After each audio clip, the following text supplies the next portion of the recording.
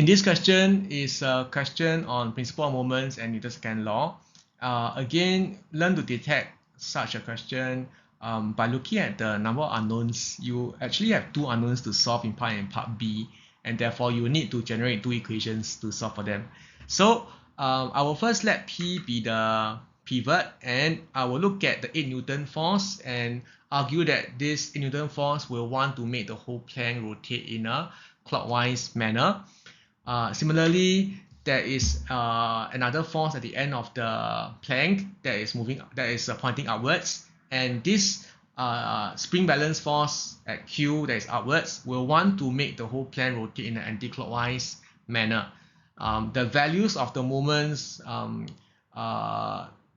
which is the force and the distance, they are shown for you to check. Now, do not forget that in this case there is there's weight for this uniform rod PQ.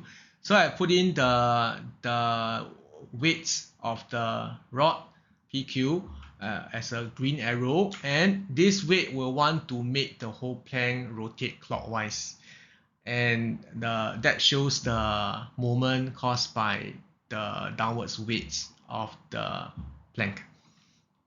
What remains to be done is to plug everything into the principle of moments equation. So make sure you plug it accurately, and we can get the tension force to be 7.0 newtons. Now in part B, we are told to find the reaction force Fr on the pivot. So therefore the pivot is actually pushing up on the plank, and that's how the pivot is supporting the plank. Without the pivot, the whole plank would have just collapsed downwards, and that's why the force by pivot on the plank is the upward force. So we are focusing on the object itself, which is the plank, and we are looking at all the forces on the plank. And since the plank is at equilibrium, all the forces acting on the plank must balance one another, which means to say all the upward forces must balance with all the downward forces.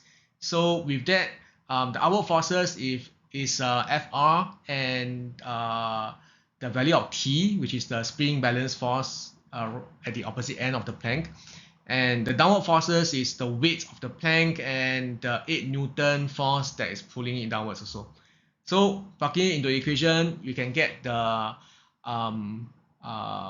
upward force acting on the plank to be 3.0 Newton, and the force acting on the plank is upwards 3.0 newtons. The force acting on the pivot itself by Newton's third law is also 3.0 newtons, pushing down on the pivot.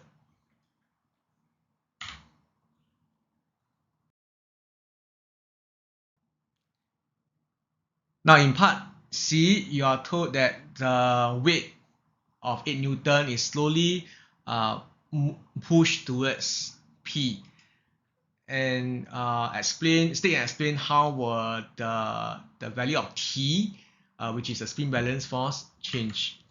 So the short answer is that the value of T in the spring balance, it will decrease, and the reasoning is as such. As we shift the 8 Newton force towards the pivot, we can see that the perpendicular distance between this 8 Newton force and the pivot actually becomes smaller and smaller. So this means that this clockwise moment caused by the 8 Newton force will decrease as the 8 Newton shift nearer and nearer to the pivot. So therefore, with a decreasing clockwise moment, we don't need a very big anti-clockwise moment to make the whole plank be in equilibrium. So my third bullet point is that the anti-clockwise moments required to keep PQ at equilibrium in balance will therefore decrease also. And since the anti-clockwise moment is contributed by the force in the spring balance, this must mean that the force in the spring balance T will decrease.